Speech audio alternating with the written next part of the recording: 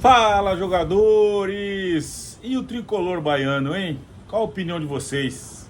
Renato Paiva encontrou os 11 ideais para defender o tricolor nesse segundo turno?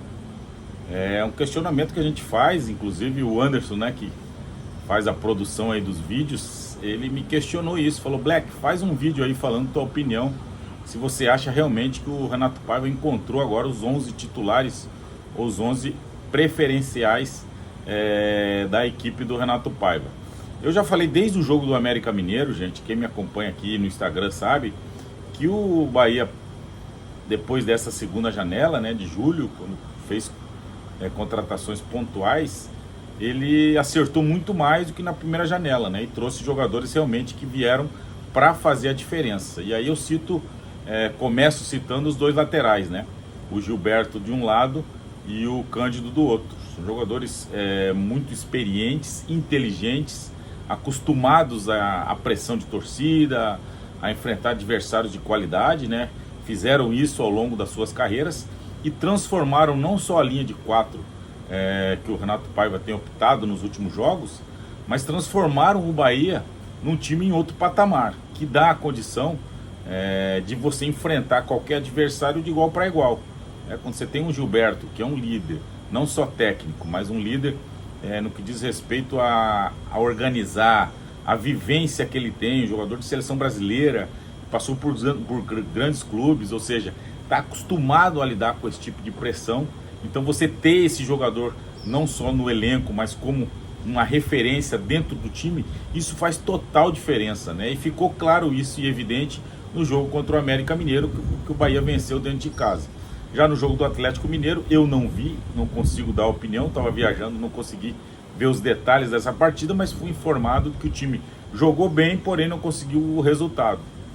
E já no jogo de volta agora, nesse último jogo em casa, foi um time, né, que goleou o Bragantino que é uma das sensações da Série A, ocupava a 6ª colocação naquele momento, no domingo, e o Bahia atropelou, passou por cima do Red Bull Bragantino, com muita propriedade, muito em função desses jovens, né, atletas, quer dizer, jovens não, mas jogadores que se incorporaram ao elenco, que já tinha jogado bem alguns jogos, mas não conseguia resultados, tinha alguns erros individuais que faziam com que o Bahia não pontuasse. Então chegou um momento muito preocupante, né, que o torcedor estava muito apreensivo, porque o Bahia jogava bem, às vezes tinha mais posse de bola, mas não traduzia isso em pontuação para a Série A. Isso tem feito muita diferença, né? Você jogar com a pressão de estar ali sempre brigando na zona do rebaixamento traz um prejuízo muito grande para o dia a dia, né? Para o ambiente que se é formado,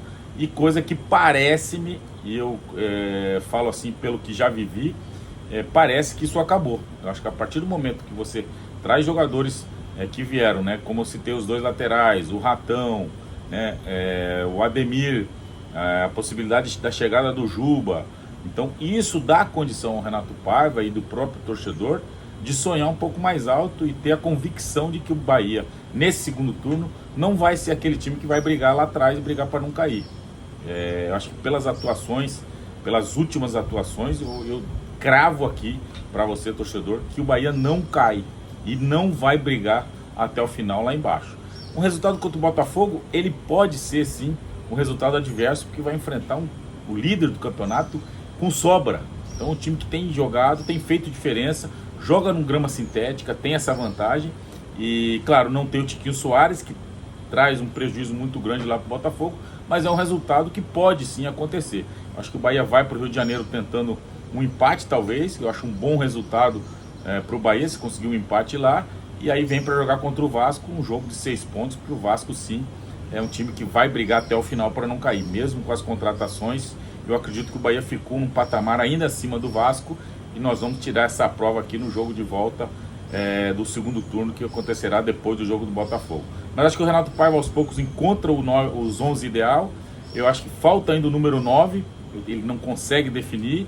Fora de casa talvez o Mingote seja esse cara, porque tem um pouco mais de velocidade que o Everaldo, mas a gente torce aqui, e eu tenho convicção que o Bahia nessa Série A, depois das contratações da segunda janela, é um time que vai brigar entre o 12º até o 6ª posição.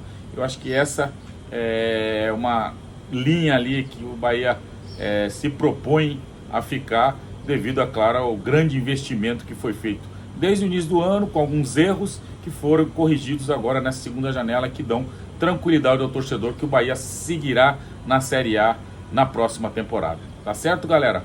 Esse é o Feed Black, a opinião do Black aqui do canal, falando exclusivamente do Bahia.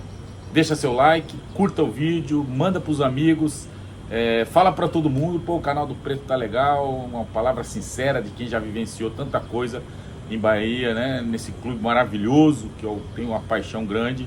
Então, fico aí torcendo para que você tenha essa tempinho aí para poder me ajudar, para a gente fortalecer o canal.